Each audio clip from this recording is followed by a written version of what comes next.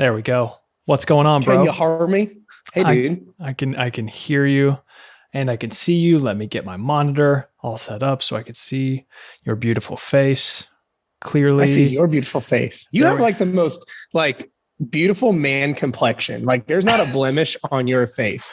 No, dude, this is probably thanks to Zoom. I think that the little the Zoom like the filter thing, I think it's on. But no, also I never I think it's three things. I think it's the Zoom thing, the little filter thing that just is on there automatically. Two, I've never really struggled with too much skin like acne or blemishes and things. And three, it's the amazing lighting. That's all. That's all it is. You have like the world's best window. It really is like the absolute best for natural lighting right here. But you've got Yeah. a sick setup in your background right now. I like that. Thanks, Dad. Thanks, Dude, man. This is that's my like so it's funny. Shelby and I each have like our spaces. So during when COVID first hit in January, we this was a completely unfinished garage. It was just gross. There wasn't a ceiling. Wood was on the walls. Just is a concrete floor. Just a trashy, stereotypical garage. Well, we I wanted to make this my space, and we never used it for our cars anyway, because like we couldn't fit both of them in here because it's like you could fit two cars in here, but the garage door is only big enough for one. So it's really weird. So we ended up just turning this into my space. So I have like a gym, like a pretty well a commercial space out here with all my equipment, with like the equipment. And then it's also where you're sitting is on my desk and podcast area. So I got like bookshelves and stuff. so your office is out there as well. Everything's this is my like this is like I will come out here and my brain just goes production, Ooh, like from I a neurological association side of things. Like I'm just like whether it be workouts, go film content, go do client stuff, go. It's my very conducive space, if that makes sense. I love that. It's like it's like a man cave, except it's like a productivity man cave. Yes, like so like I get into like inner work and meditation and stuff. I can't do it out here. It's out when I come out here, it is we work and go to be productive. Not that meditation isn't production, but like this is not a Zen space. This is a let's accomplish task space. I understand. So I gotta go in like the house to be like and get all Zen like and shit. But like but no, this is my little spot. So Interesting. I like that a lot, actually. I think that anything that you can have is like either a set trigger, whether it's so like that's one thing with me, like being in this apartment with my girlfriend. That's one thing that I've kind of struggled with is at our old apartment where it was a 2-bedroom, I had my own office and things, and I was able to actually go in the office and, kind of flip that switch just like you did. And I was able to kind of get into work mode. And now what I've been doing is it's more so just a set routine, whether it is, okay, as soon as I start the meditation, then after the meditation, then it triggers this and then this and then this. And I've had to kind of cultivate that without so much of a physical space. It's more so a mental space that I have to get into. But yeah, I love having some type of superhero uniform to put on, either, whatever it is. And then that kind of triggers you to get started on things. Well, you kind of already do it, even in a space like that. I think James Clear talks about it in his book Atomic Habits, where he suggests the one thing to do is one space. Was it one space, one rule, or one space, one action, as much as you can. So he even says like it was talking about the same kind of concept, but he's like, if you live in a small apartment, he said that could mean that corner of your living room is about this. This chair does this production. This couch does this whatever. So like you have some level of uniformity and neurological association with whatever your spot is. Like, this is actually why a lot of people can't sleep, right? Because their bedroom has too many tasks. Instead of it being about sleeping, they like edit photos for their photography business, or they're a trainer and they do programs, or they help their kids with homework in like their bedroom instead of just being TV, whatever. Instead of it being just their sleep sanctuary, it's neurologically, it has 18 different hats. Yeah. So then they wonder why they can't sleep. It's the same thing. I'm just more productive out here and stuff. So yeah, no, I like that. I like that a lot. I actually would like to, if you're cool with it, let's get into that a little bit. Cause I know, I feel like Well, first, how about just from an overall perspective? How has COVID been for you and your business, and also like personally? Yeah. So not to like downplay anyone who's like gone through stuff, like 2020 is the best year I've ever had. Nice. So like I know like I see both sides of it. I see some people who it was detrimental and like I feel for that and I hold space for that. I know a lot of people whose family has died and things like that. So there's like that side where like I feel for you, but I also know a lot of people who like it's the best thing that ever, Of happened. course. So, and I ended up on the latter side. So personally, marriage, finances, like the whole 9 yards, my business is like everything's better having post 2020. So, because basically what happened was when COVID hit, like I don't know, I had a feeling it wasn't just going to be this 2 week little speed bump. And I know I just felt like it wasn't going to happen. It's like whatever I don't care what someone believes politically. We're not. I mean, it's whatever the news says. It's not the case, Right. right? Like You were correct about the 2 weeks. Yeah. right. I don't care what you say. If they say it on mainstream media, it's false, right? So they say 2 weeks. Like, okay, that's bullshit. It was sure. Like when people said, "Jared, aren't you worried about TikTok going under?" I said, "Where'd you hear that?" They go, "Oh, like." Whatever news station. I'm like, yeah, so no, I'm not worried about it at all. Yeah, like, of it's course. the same kind of thing. So, but especially when it was like really going downhill where it was pretty evident things were not going to go so well. I basically made the decision that like, I'm going to make this work for me and I'm not going to waste this moment. Because like in the entrepreneur space, like there's a corny saying, it's like never waste a good recession or in any time of uncertainty where everyone is drawing back and everyone's getting scared and worried and fearful. It's one of those things where we don't have to all fall victim to that. And I was scared. I was still, don't get me wrong, I was scared shitless. So when I saw everything going down and every person I know is like losing their business, losing money, economically, things are going south. Like I was scared. I'm like, fuck. But in my natural tendency is to lean into that. That's something that like I've worked through a therapy and from my childhood is I lived in fear, worry, doubt, scarcity. So like inner child, Jared, if I was an iPhone and you reset me, my reset is scarcity and worry and doubt and fear. So that's why I have like my day-to-day is set up where I don't drift because I know I have a tendency to drift to that side of things.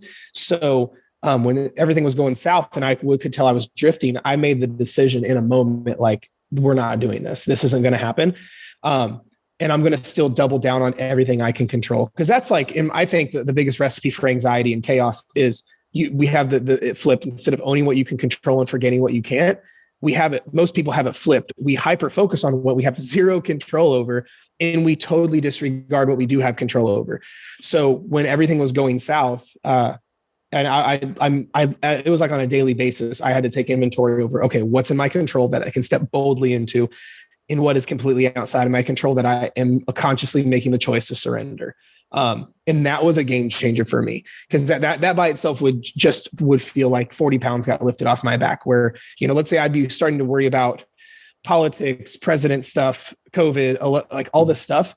I can't control that. Once I vote, once I do my whatever it is, like once I, whether I make the decision, I'm staying home, I'm going, whatever that, outside of that stuff, it's out of my hands. Like I vote, then I can't control who wins the election. I might not be able to control if content sticks, but I can control doubling down on creating more content.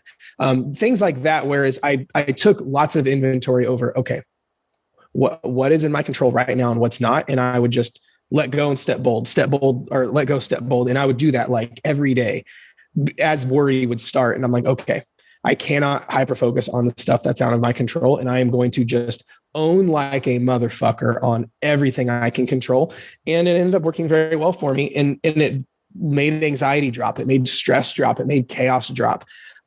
So overall things have been pretty awesome. That's great. I mean, yeah, of course, like relative to your situation. Yeah, that's I'm really happy to hear that. I think what I've what I've called it before is like checkboxing mode. And that's kind of how I get into. And that's what has alleviated whenever I do find myself in those same kind of like gray area places, and where I may be procrastinating too much, or just like dwelling too much, or getting into the too caught up in the news and nonsense and things. It's like, no, I've got to get I've got to get out of my head right now and just into the work. And I think that that's whenever you've got to make a plan, like daily process goals or whatever, and then just check those boxes every single day without thinking too much about the outcome. Right. Literally, it's what I do. Literally every day. This is my weird little book I carry around with me every day, every single day. I stole this from Andy Frisella, but it's the power list. Literally every single day. It's sloppy. It's short, but literally every single day on this little notebook. For those that can't see this, it's just a little notebook that has a W and an L at the top of the page, and I have 5 tasks. So every day I'm like, what are my non-negotiable 5 critical tasks that have got to be accomplished today? And if I accomplish all, I won the day. If I get 4 of the 5, I lose the day. Just my own way to keep myself accountable. Now, 4 out of 5, like it's still pretty good, but even on my like days I take an L are still better than most people's W's. Sure. Right. So, but like, that's the thing is every single day, that's the way I simplify my day and not end up being busy, but productive. Cause I have a natural tendency to be busy, but not productive or efficient. Right. It's almost like the concept of like making a 20 item to-do list and not doing anything. Yeah. Or it's like, no, I'm on social media. Like when I would see my screen reports, like every Sunday, Apple like shows you how much time you spend on Instagram. And I'm like, well, I do the content for a living. It's fine. I'm like, you did not post 8 hours of content on Monday. And I'm like, fuck. So a lot of that is to keep me in a very simple way, to keep me efficient and productive, but not just, I'm busy, constantly doing it. It's like, okay, you're busy, but are you productive? Are you efficient? And I think that was the other reason during 2020 why results in many areas of my life got really good, was because I was productive. I was not as busy. Like I arguably worked less. Well, also the other piece of that is from the business standpoint, I got away from hustle culture. I think hustle culture and diet culture are the equivalent of each other in different worlds. Yeah. Because coming up in the entrepreneur world, I was like eat, sleeping, and breathing Gary Vee. I was going to all the conferences. I was doing all this stuff, which had some merit, but I fell victim to a lot of hustle grind culture. Mix that with me trying to hide my own issues and anxiety stuff with work, which messed with things. It was like the productive version of emotional eating. Yeah. So sorting through all of that and going, I shouldn't be working. I'm working out of fear. That's not good. And then taking a step back, undoing those belief systems while becoming ridiculously efficient, everything just got beautiful, to say the least. Yeah, no, I like that. And it sounds, I feel like I've gone down a similar path, I think, with Gary. And of course, like that's how we both, got in with Jordan Syatt. And of course, Syatt is very aligned with Gary Vee's things as well. I think in the beginning of whenever you're starting something, whether it is a business or fitness or whatever, just doing shit. I think that's what Gary's really good at getting you to do, is like it's just messy action, right? You're just constantly doing something. Sure. And I think that in the beginning, whenever you don't know what like intentional action looks like or what you should or should not be doing, you're still just learning, right? And experimenting. And I think in the beginning stages, that's ideal because you can learn what works and what doesn't, but you're not also just sitting back and pondering and dwelling, right? You can keep kind of filtering things out as you go on. But now whenever you're at the stage, maybe like me and you are, further along in your journey, again, whenever it comes to either business or whenever it comes to fitness, it's like, it's time to calculate a little bit. So how often, or maybe how about this? How did you kind of take a step back to escape that hustle culture? Did you bring out a whiteboard and do, figure out, work backwards, like reverse engineer what you wanted your day to look like? I'm just trying to figure out, how did you strategize from that whole hustle culture to, okay, now I need to shift to being more strategic and more productive this point moving forward? Yeah, no, that's a great question. It actually started with at the foundational level of like why. Right. It's like with fat loss, right? Well, like before we give someone a plan, we try to figure out, well, like why are you doing this the way you are? What's your intention? Or before we implement a program with a client, it's the same thing. We have we have reasons behind what we're doing. We're not just saying, here's your calories, here's your calorie amount, here's your work counts. It's reasons and beliefs come before the action. So for me, it was a hard audit at, well, why am I currently doing what I'm doing? And it was totally based out of fear. It was like, I'm so scared that I won't be able to pay my bills next month, or I am worried I will become irrelevant. So I'm just throwing copious amounts of content that has no intention behind it to whatever. I'm keeping busy because I'm worried and scared. If I'm not busy, I'm going to lose everything. Well, that's not sustainable, like at all. That's like someone like, well, why do you get rid of carbs? Well, I'm scared they're going to store fat. Well, that's a really like, yeah, it might get you some results in the short term, but sure, that's not sustainable to build any level of anything. So how did you I'm sorry to cut you off, but you were on. No. How did you shake that? Right? Like, how did you shake that fear of scarcity and it's all going to go away? Right. Right. Awareness was the first step. I couldn't escape a jail I didn't know I was trapped in. Okay. Awareness was the first step. When it hit me in the face, I'm like, oh shit. So how I discovered the awareness, I started listening to a few new people. I started studying Kyle Cease. He's a major. I've never actually worked with him, but Kyle's one of my favorite people to learn from right now. Kyle Cease. I started getting into his content, and that opened up my eyes a lot. Therapy was the other huge one. I went to 2020. I started going to therapy, and that really undid a lot. I was like, whoa. I've got more issues than I thought. I thought I was good, and I was good, but I was 90% good. I was like, I'm going to get personal. Was your childhood good? Were your parents divorced? If you're okay with sharing? No, I'm an open book. I love it. Okay. And you know me, dude. I'll get into whatever. No, my childhood was fine, but everyone has something, I believe. You're right. Right. Like on the surface, my childhood was great. But there was still stuff. So for example, my mom and dad got divorced when I was probably 16 or 17. So I was older. It wasn't I was 6 and mom and dad split up. But it's interesting. My mom showed me love with getting me to worry, fear, doubt, being scared of the world. Literally, I was scared. Most of my childhood, I was petrified.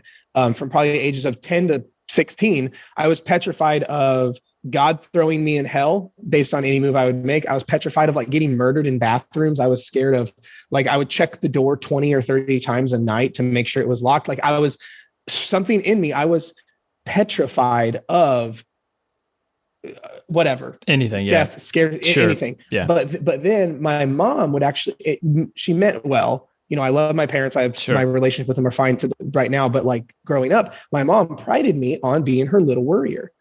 Not worrier. Oh, Jared's the emotion. He's the worrier. I was labeled the worrier, Eeyore, the sad kid. And then also the garbage disposal. So everyone just fed Jared. So now mix food into that.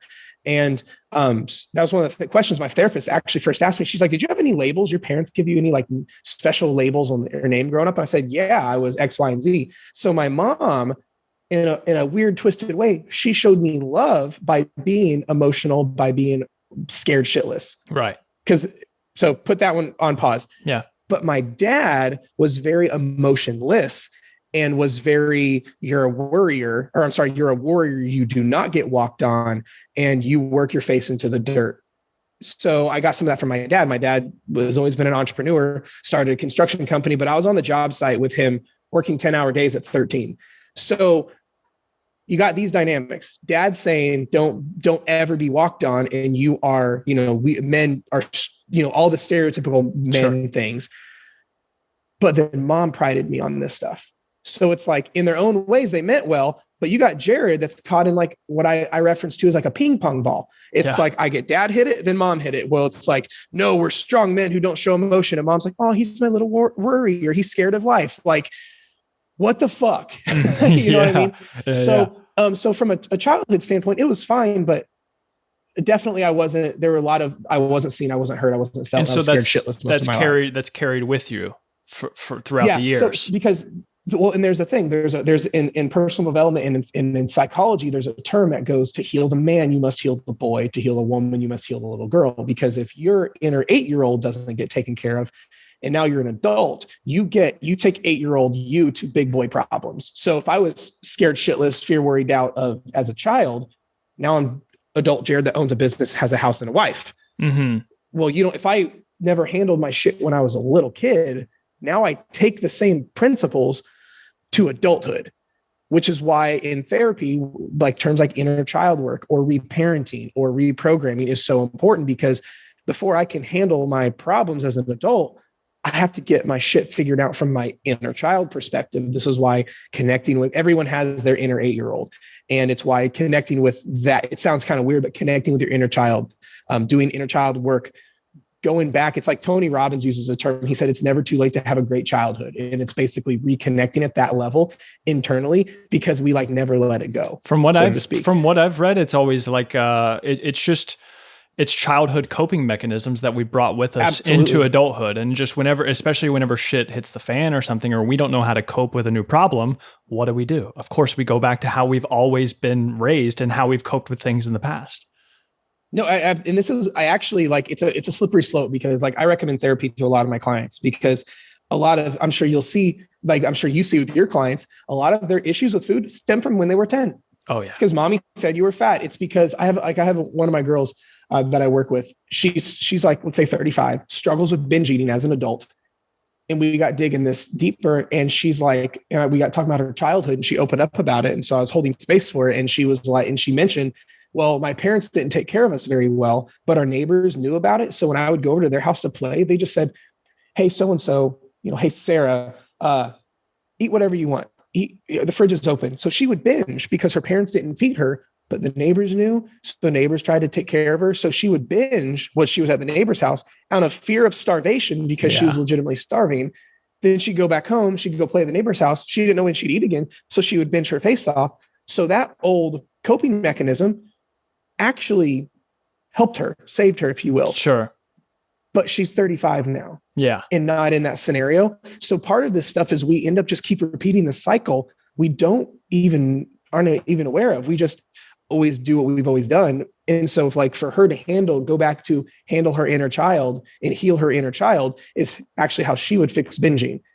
You know what I mean? And to kind of answer your question, to kind of tie this kind of circle this back around is that's how I got aware of these things. Is I was aware I was doing everything out of the wrong state, intention, and reason.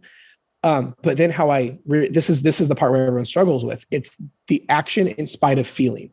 So if I was stuck in that place because of conditioning, action repeated over and over and over again for years, how to undo that is, in spite of the feeling of it being uncomfortable, you recondition yourself.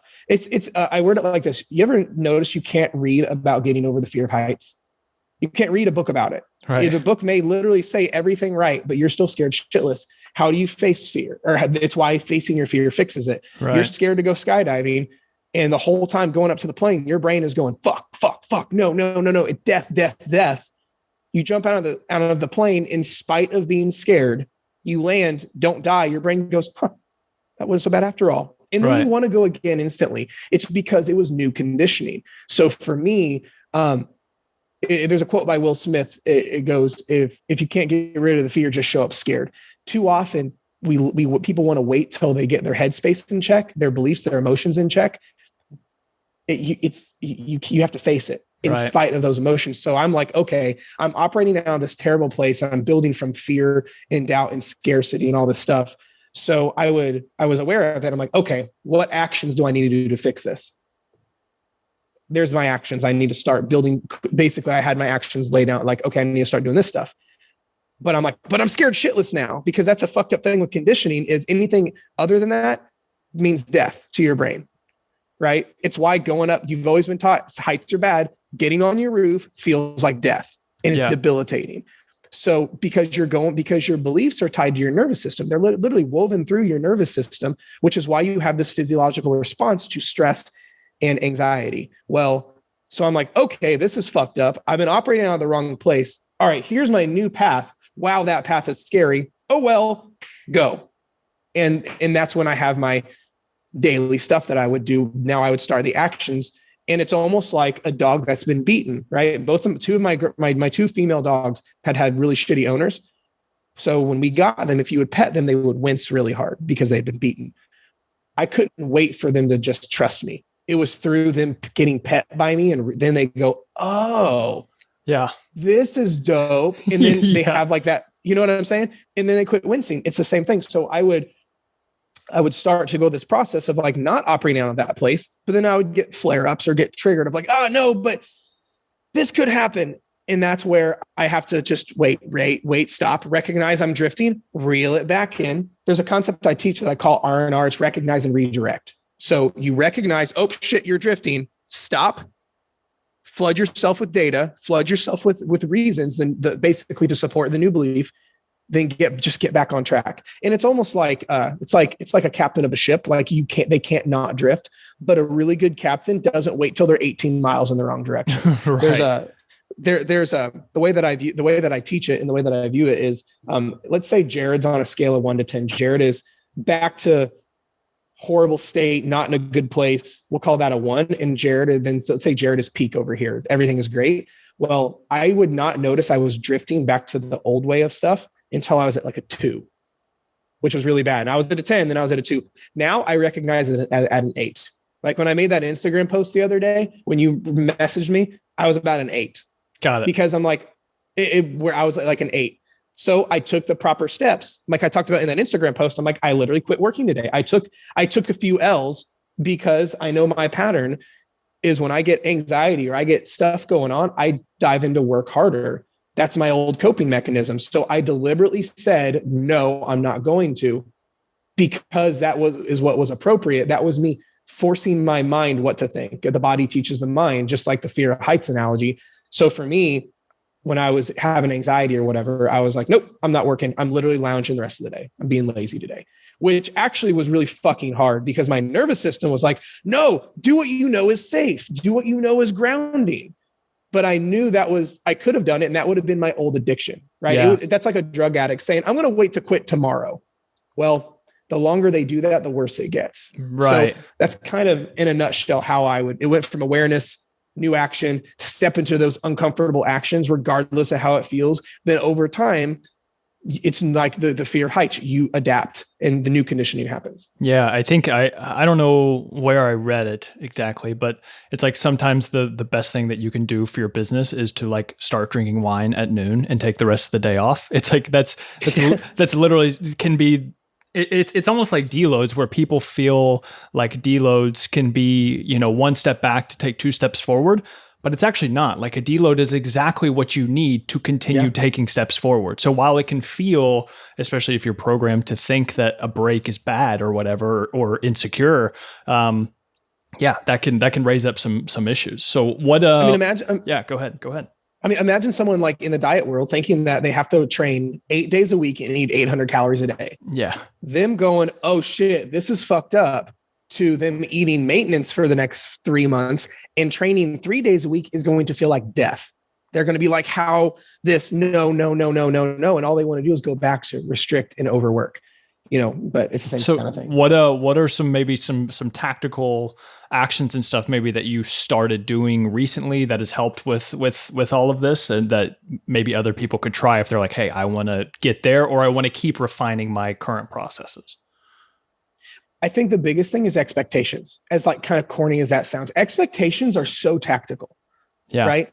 In everything, because anytime we make bad decisions or we're disappointed or we're upset about an outcome is because we expected something different. Right. Like, for example, if you so you and I both love diet soda. Yes. Okay. If you are going to, let's say you reach for your diet Coke and you drink it, and it's water. Let's say mouth was playing a trick on you and put water in there. When I was younger, it was sweet tea and it pissed me off so bad. Yeah. Terrible. Now, let me ask you this. Did you like sweet tea when you were a kid? No, I didn't actually. Okay. We'll play this way. All right. Let's say it was water. Like, let's say you like water, right? Right. Matt, yes. Correct. Right now likes water. Correct. But if Mal played a trick on you, dumped out your Diet Coke, put water in it, you would go, ugh. Because you like water, you would be cool with water. You like Diet Coke, you would be cool with it. But you were expecting Diet Coke and got water. Yeah. Now you have a bad experience, or vice versa. It's the same thing. I think especially like we see this in fat loss, we see this in business, we see this in relationships, whereas everyone's expectations are off. So as you're going to, let's say like my story resonated with somebody and they're like, oh, okay, I want some tactics on how to go about fixing this. Expect so much fucking resistance, right? It's like the whole concept of like the lizard brain or the old self is if you've been conditioned one way and you go, you've been doing something for the last 20 years and you go, I'm not going to do this anymore. Your brain is, I'm telling you, it's going to feel like death. Your brain does not care if you're alive or if you're happy. Your brain only cares if you're alive, right? That's why so many things give people anxiety and stress and fight or flight, because your brain only cares if you are alive. It's like, yeah, happiness is cool, but happiness doesn't work if you're dead. So let's just keep doing this because it's safe. Well, if someone's going through a process to changing their situation, and like, let's say they're trying to work less or trying to from like work out, they're getting away from diet culture or hustle culture, whatever. Knowing that as soon as you change and flip gears, your brain is going to scream, this is wrong. This is why it's like, my emotions say this, but logic and data says this. My emotions say this, but logic and data says this. So I would say the first thing is just make sure to get your expectations in check. Okay. How do they, what would you recommend as far like take out a piece of paper, like write down what you want to happen? Like how do you, as far as road mapping that, what do you think people should do? So road mapping, know your patterns. So I literally have people that when I'm doing this, like with like fat loss in mind or whatever, I literally have them write down on paper their old patterns and their old beliefs and the old story, because those are, you're having to break those. So like if like for me, for example, it was, I literally have to work my face into the dirt or I will lose everything I've worked so hard for. Right. That is false. That is blatantly wrong, but that's a fucked up belief I found out I had. So I literally would write out on a piece of paper, okay, here it is. This is the guy, right? It's why you go into a gas station, you see the list of people who aren't allowed in there anymore. So people see them and go, no, he's not supposed to be here. He's kicked. He needs the cops to be called. Right. Well, you need to have your no-fly list. So as soon as you think the thought, you go, oh wait, that's the program. That's the old thing I'm trying to break. Because again, you can't escape a jail you don't know you're trapped in. That's like a fish trying to find water. It's like, where's the water? It's like, would never work. It's like the David Foster Wallace speech, the fish in the water. Yeah. Look that up. But go ahead. Continue. Yeah. It's the same thing. It's right now. Like most people could think of like the top three off the top of their head. Their top three beliefs they know are wrong, but they just, it's the stuff people go, I know deep down this, but XYZ. Sure. Right. It's that stuff where it's, okay, here's what I'm aware I do. Here's my beliefs. Here's my feelings that I know are wrong. Because if you aren't aware of your issue that you're trying to break, you can't overcome it. So this way it's going to flare up. There's a saying I use a lot is we may not be able to stop the rain from coming, but you can totally put your windows up. Right. Like right now, snow is everywhere over here. Right. It's like we got like a foot of snow outside that we weren't supposed to get. Right. I can't like say, hey, God, don't let this happen. This is bullshit. But I can totally make sure, like I bought a snow shovel the other day and like, I'm making sure that the cars are full, food, gas, that stuff. Yeah. I can't stop the snow from coming, but I can totally prepare for it. Sure. It's the same thing. You're going to get triggered. You're going to like feel one sort of way. So know what those top three things are, write them down, and now have an action plan of when they hit. There's a phrase a mentor of mine uses. He says, if this, then what? Make your decision before the event happens. That way you don't give into an emotional based decision. If like, okay, if this happens, if I have an anxiety attack, then what am I going to do? Make the decision right now. It's almost, parents do this with their kids about drugs. Right? Hey, look, you're going to 8th grade. Someone's going to sneak you around behind the dumpster and tell you to try something. Here's why you don't want to have that.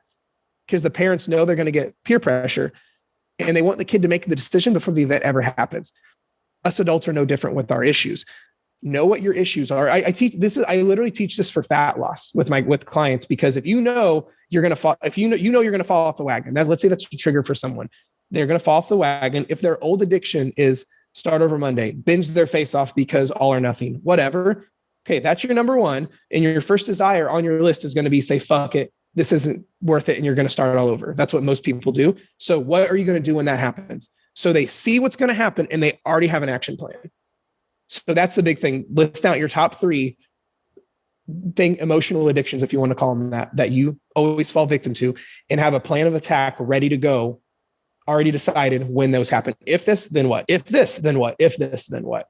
Then it's so much easier to conquer when it happens. You're like, oh my gosh, oh wait, this is literally what Jared talked about. This is okay. Then I just do this, Right. and it's way easier to prepare for. Right. You know. You know what's interesting about so that was great, by the way. But everything that you just like hearing you talk about this stuff, and I know that you are big on the psychology side of things and therapy and just inner work and stuff like that.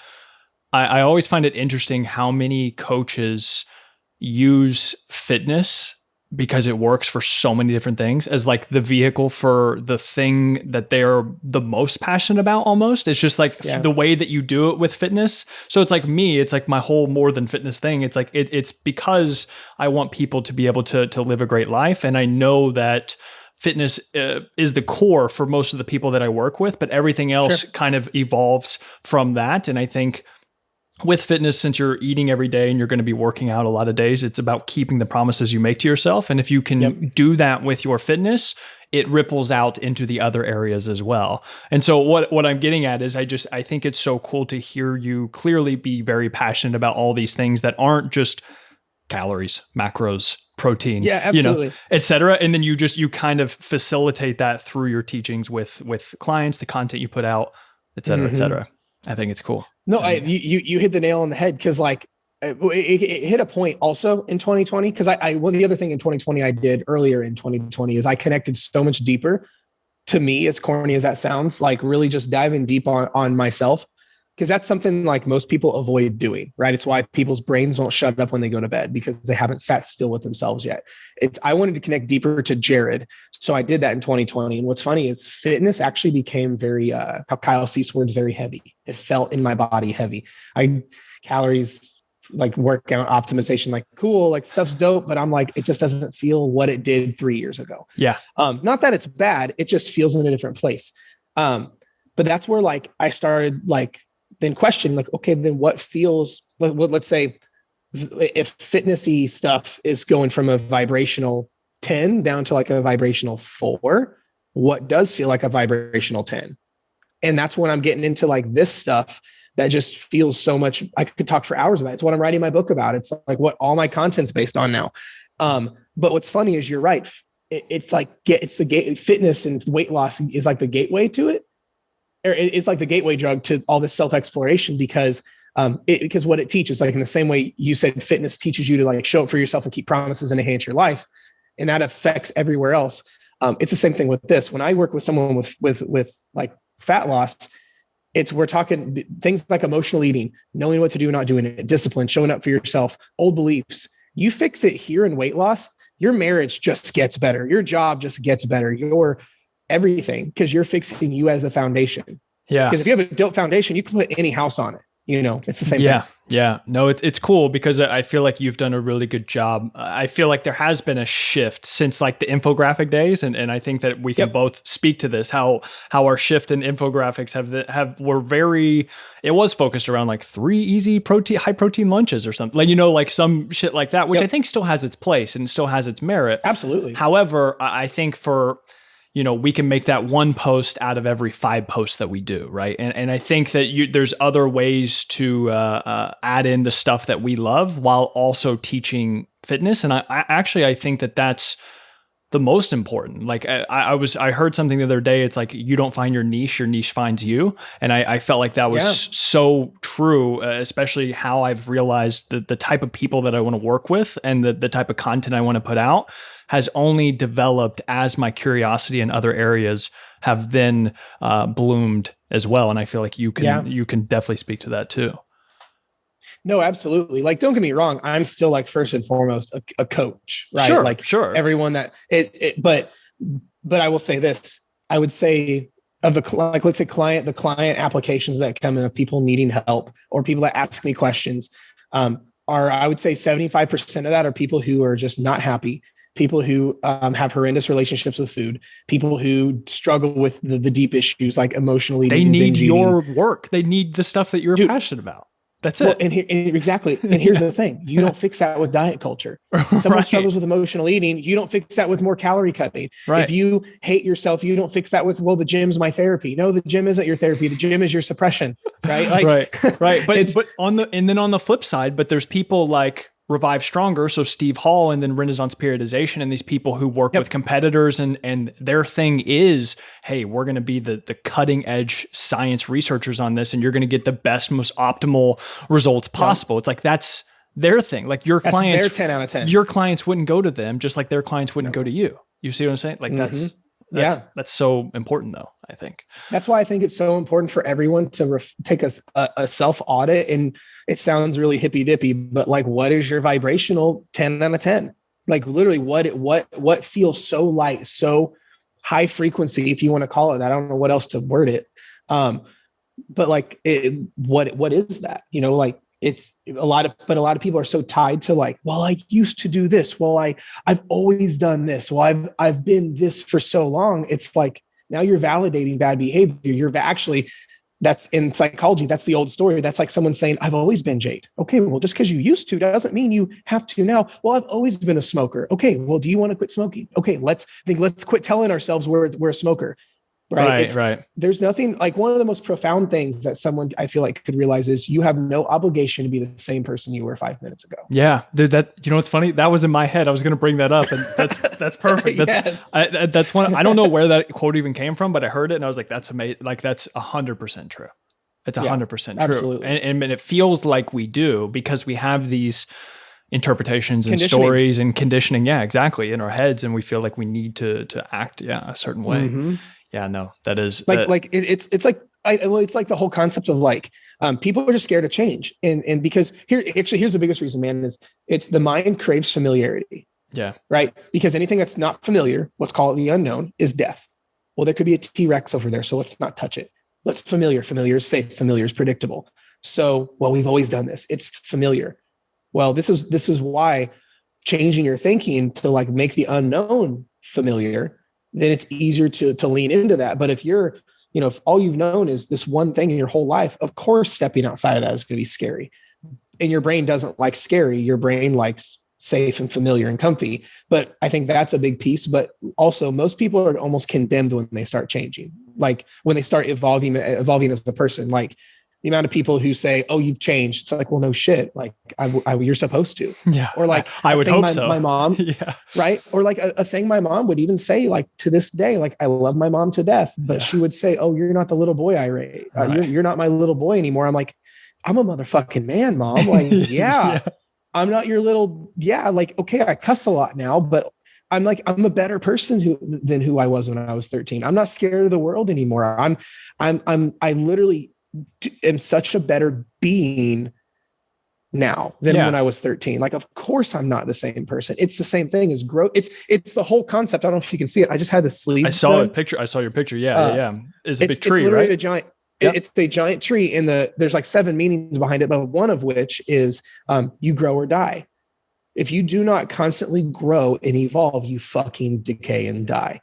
It's the first premise of this giant tattoo, but it's the biggest premise. Is like, are you growing or dying? Which one? You don't sit still. I could go buy a brand new Lamborghini off the showroom floor, put it in this garage, and not touch it for 10 years, and it won't turn over. Mm-hmm. Because even something like that it grows or dies, it evolves or decays. Nothing sits still. And I think too many people emotionally, mentally, and from a belief level, they've stayed the same for so long, and they're scared to grow. And that's just really it. I think what's important too is that people understand that it's not a and again, I think me and Jared can both admit, like, hey, if you've got real issues, definitely go see a therapist and not listen 100%. to listen to us.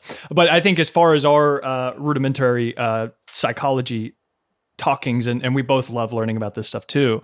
Yep. I think that it's important to understand that there won't be a point to where you'll be anxiety and worry free, right? Like I think Correct. I think what happens is you become better at dealing with that anxiety Yeah, it's better with handling that anxiety and worry and kind of putting it more in perspective. I think there was one book that I read that talked about anxiety in the sense of if you held out your arm, right, just directly out in front of you and acted like you had a ball in your hand, right? So imagine that ball being anxiety, and no matter how much you turn or squirm or wherever you go, that ball is like your hand is always going to be attached to your body. Yep. And so it's not a sense of trying to get rid of that. It's more so understanding that that will be there, but it's like it doesn't have to rule you. It doesn't have to ruin you, right? And it doesn't have to Yeah. cause you to go backwards, right? I think But that's I would also say on that same analogy, holding a ball like this and your sole goal in life is to get this to go away. That ball now becomes 15 pounds and it weighs. If anyone holds their arm out like this for an hour, that their arm's going to feel like it weighs like 1,000 pounds. yeah. And it's when you're so resistant to like, I've got to get rid of it. I got to get rid of it. Well, you know what I'm telling you, when it comes to scarcity emotions, fear, worry, doubt, anxiety, the more you try to get rid of it, the worse it gets. Because that's why embracing and actually like accepting and honoring these emotions is the best way to get rid of it. It's why facing fear gets rid of it. Mm-hmm. Right. What causes more anxiety than like trying to get anxiety to go away and it doesn't? That's like, that literally causes more anxiety. Right. Just our resistance to negative emotions keeps them here. So as soon as we play, let's go pull up a chair for your anxiety, pull up a chair for your worry. This gets into really deep inner child work where you're accepting before you're trying to fix. If little 6-year-old Matt was fat and wanted to lose weight, you're not going to say, or that just wants big, let's say you have like inner child Matt that's 8 and fat and wants your love. And you're not going to go, you have to lose weight before I love you. You would accept first, lose weight later, but you would love and accept first. Yeah. Most people won't love and accept these negative emotions. They're just like, no, I got to fix you. Well, when you go, I just want to fix, you don't accept, you don't see, then what do little kids want? Seen, felt, and heard. So when you feel worry, you go, no, I don't want to touch worry, versus like accept worry, love worry. And guess what? Now worry starts to go away because you accepted it. This was one of the hardest things for me to actually get through my head, because I'm like, how do you love anxiety? How do you love worry? How do you love fear? Because these are all negative things. But if you numb yourself to feeling negative, over time, you numb yourself to feeling positive, then people do really scary things to feel. I think this is why I think it's, I'm sorry to cut you off. I think it's also important to note that anxiety isn't always bad. Actually, it's not always a negative emotion. Think about preparing for a big interview or something, right? Like that anxiety is what's going to keep your mind crisp. It's going to make your neurons fire faster because you're ready, you're primed, you're going to be able to think more quickly. It's like this podcast right now. Like I feel like we're in a different emotional state than if we're just sitting here on the couch, watching TV or something. I think it's important, right? But on the other extreme, you don't want to like have a panic attack either. That's why everything has a dichotomy. Which is why this is why one of the best things I've ever learned was everything like this is a project. It's not a place you get to. So like, let's say happiness. Right. You don't get to a place where you are happy as a place that you get to. The happiness as a project, which means it requires constant daily effort. Great level, having no anxiety or no stress is not a place you get to. It is a project you're working on. Right. Practice. This is like the most juvenile example ever, but it's my favorite. It's like brushing your teeth. You don't get to a place where you have perfect oral health and never have to brush your teeth again. Right. Having great oral health and no cavities is a project. But here's the dope part. When you make it a maintenance level thing that you do small amounts of work every day, it's almost to that place where it's a place, right? Like we brush our teeth twice a day when they're not clean. Literally, you brush your teeth at midnight, you woke up at 8 a.m. and brushed them again. They're really not dirty. Right. But if you brush every morning, every night, while they're still clean, oral problems stay at bay. Mm-hmm. It's the exact same thing with all of this stuff, which is why it's like happiness. It's a complete correlation that your ability to keep promises to yourself directly impacts your happiness levels. Well, if you wait till if you wait till you're depressed as fuck to start keeping promises, that's like waiting till you need a root canal to start brushing your teeth. Right. Or it's why I do inner work every day. It's why I do a little bit of journaling and a little bit of meditation and a little bit of a state check every morning. Because if I do that every morning while I'm good, I never get bad. I never get to that 1 out of 10. I stay at an 8 or a 9 out of 10. Because I view it, if we're going to do this to our fucking teeth, why don't we take that same mentality to all these other bigger ticket items. Right. And you're most prepped whenever shit does hit the fan. Like with the inner work, right? Like with this is what I got away from my meditation practice towards the end of last year, actually. And what I found happened is as I slowly went back towards that one, like you were mentioning, right? I was slowly slipping. And I think if I would have continued my meditation practice, I probably would have caught it more quickly. Or it just, I would have been able to bump back up closer to a 10 more quickly. But instead, it took me a while. And then I realized, oh shit, I'm at a 3 or a 4 or whatever. I'm like, and then I tried to, and then I started digging myself out of the hole. Whereas if I would have kept doing that inner work and not just whenever I felt like I needed it, right, I would have already been ahead of the game. Yeah. This is how sabotage is so fucking sneaky, where it's like, oh, I'm feeling good. I meditated yesterday. What's skipping today? Well, then you skip the next day. And it's like James Clear says, never miss twice. Like that's where it gets issues, right? Miss, if you fall asleep on the couch and forgot to brush your teeth, you're not going to have cavities the next day. But if that becomes like, let's say 4 or 5 nights a week, you don't brush your teeth, that's nasty. But now you're going to start to get cavities. But imagine if someone waited till their mouth is rotting before brushing your teeth, it's too late. We brush our teeth while our teeth are clean to keep them clean. Yeah. It's all the same thing with this inner state stuff. It's the same thing with your fitness. It's the same thing with your finances. Like it's very similar to the infographic you posted the other day, where it's like intensity and then down and intensity then down versus like, why don't we just keep things pretty level all the way across? Sure. It's the exact same thing. Yeah, no, I like that. I know you have thoughts of getting into speaking and things like that. Where do you see you going with this? Could be in terms of business. That's I think what I want to focus on. As far as, do you see yourself coaching long term, or are you eventually wanting to step on stage and do some other things? And you said your book as well. Yeah, I can't picture me not ever coaching. I can't. Okay. I don't think there will come a day where I'm not. I don't think I will ever not coach. I think it will be in different capacities. Obviously, like it may be more exclusive. It's, it may be more whatever. But more like life. Now, would you make it more like lifestyle and also fitness, like a kind of all inclusive type thing? I mean, to be honest, I have people that do that right now. I have people that there you go. That we start working with each other for fitness, but like then like one thing leads to another, and it's like I hate saying it, but it's just like life coaching. I understand. There's no better term. That's the best thing. Yeah, that makes sense. And it's like, but then it's like, I'm 20, but then it's like, yeah, I'm a 29-year-old life coach. What the fuck do I know? But then when it comes to this stuff, because it enters as the under the umbrella of this stuff, it fixes it. Even though like, I feel like I could coach at 40. What age is right? What's the qualification? Exactly. That's what I want to know. I understand that sentiment, because I understand, like, if you're 22, life coaching, it's like, there's probably some things that you might need to learn or whatever. However, it's like, if there's somebody who's 22 and has made millions of dollars through Shopify, it's like, if they want to teach me how to do that, then that's fucking great, right? Like, it's like, I don't care how old they are, as long as they have the correct tools equipped and they have the empathy to work with me and help me out. It's like, I don't give a fuck about your age. See, but, I think that space is just so cringy. But then again, it's like, but what space isn't cringy? Like the personal training and fitness coaching space is cringy as fuck. So like, that's true. But I have people that already like work with me for just like life stuff,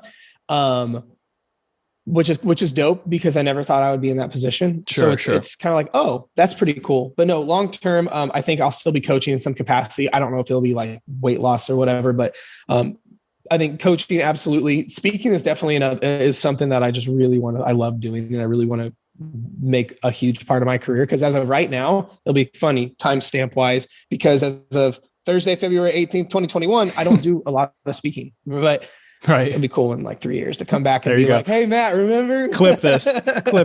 Yeah. You heard it here first. Right. Sorry, David, clip this. He knows. That's right. I love David, by the way. He's the best. He does all my stuff. It's fun. He's our audio guy, by the way. Young David. Shout out to you, because I know he's listening. That's right. But the book thing is something that's been on my mind for a while. Can you talk about what's it about? What's it about? Can you tell us? The Psychology of Fat Loss. It's literally all this stuff. It's the consolidated book version of all this stuff. Whereas there's a book similar to this that made such an impact on me, but it's interesting because I don't even know what I'm going to call the book yet, but it's along the lines of this stuff, really very much the psychology of fat loss. So you're going to see the title, it's something about the psychology of fat loss, and it's going to be like, oh, this is a diet book, and it's going to be like 10% diet, all this stuff, self-transformation. There's a book that was like this for me. I read a book, it's on my bookshelf. It's called The Illusion of Money by Kyle Cease. And one of my probably top 3 books. And you would look at it, it's called The Illusion of Money. You would think it's a financial book, and it's like 10% about money and 90% about your relationship with yourself. Right. So I have a feeling this book will be very much similar to that, where it's like, oh, that's a diet book. It's like, oh shit, this made me cry like 18 times. It's like have you seen the Psychology of Money, the book by Morgan Housel, I think is how you say his name. If you haven't, that sounds right up your alley, because it's Psychology of Money. It sounds like a financial book, but it is very much around beliefs and inner work around money. So yeah, definitely look that up. You would like it. That. You would like it. That's awesome. It's excellent. But no, I love that, dude. That's it's this exact same stuff. But the book's gonna be coming out this year. I basically decided I'm gonna write and publish that book this year. So sick. So I've been playing with it. What's funny is I haven't done any of it on my computer yet. I've written so far everything on my phone.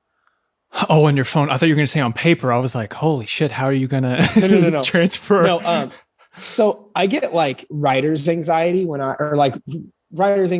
like I talk in a different language. Like I write as a different person when I'm sitting like big boy Jared on a computer. Mm-hmm. But for some reason, it's like the whole neurological association thing. When I'm just chilling on the couch, I could write for days on my phone. Yeah. But when I sit in front of a blank document on a computer, I'm like, and then it sounds like trash. It literally like, it sounds ignorant as fuck.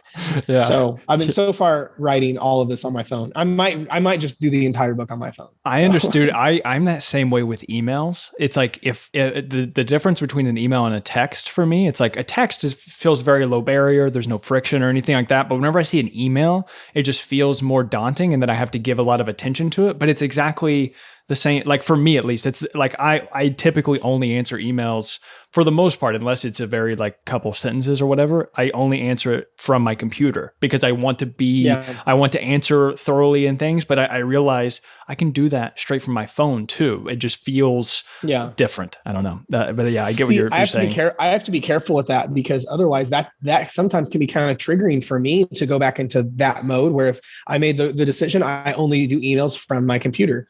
So it helps me set boundaries with myself around like, oh, me laying in bed, it's only just my email once.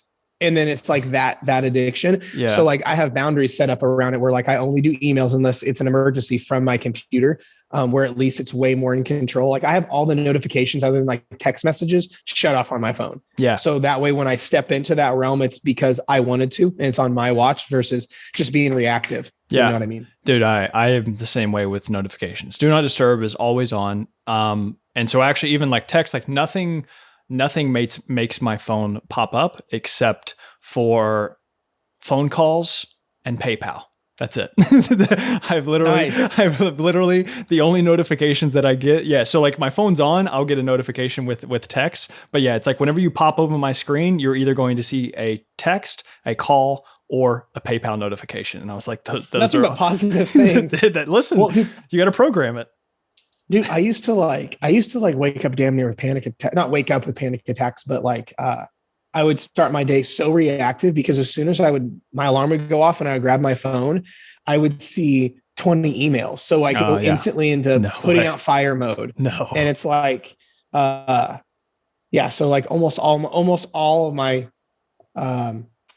high maintenance, notifications are turned off. Like I get phone calls, I'll get text messages, but like no one like, but other than like close friends and family, like no one else texts me. So that's it makes it easier. So right. No, I like that. Amazing. Let's see. Well, that hour flew by actually. I know, and I know what's going to end up happening is that we're going to talk for another like 30 minutes, probably off air. Let's everyone probably wants to hear it too. for the sake of both of our times and things, let's go ahead and we'll call it here. But go ahead and let people know where else they can find your stuff. Yeah. So website is up and running now. So you can go play around at hamiltontrained.com with all my goodies on there. But otherwise, social wise, at Real Jared Hamilton on everything, mostly Instagram and TikTok, and then my podcast, the Hamilton Trained Podcast. And if people listening to this wander over there, there's a couple episodes of Mr. McLeod on there. Oh boy, now we're talking. Which we'll have to do. Which now we have to go do this on mine too. So we'll just flip the script, and now we'll talk for an hour on your podcast. No, that sounds perfect. I'll put all of those links and everything in the description as usual. Jared, this was probably the most serious chat we've had, and I think it was. Yeah, if you guys want to listen to the other, Jared's been on, I think this is your third time now. So we've talked about serious stuff in the other ones, but there's also some silly gooseness, more dog talk. I think we talked about jujitsu one time. Right. So yeah, go back, make sure you listen to all those. But as always, these have been wonderful. So thank you for coming on, dude. Thanks, brother, man. I appreciate that.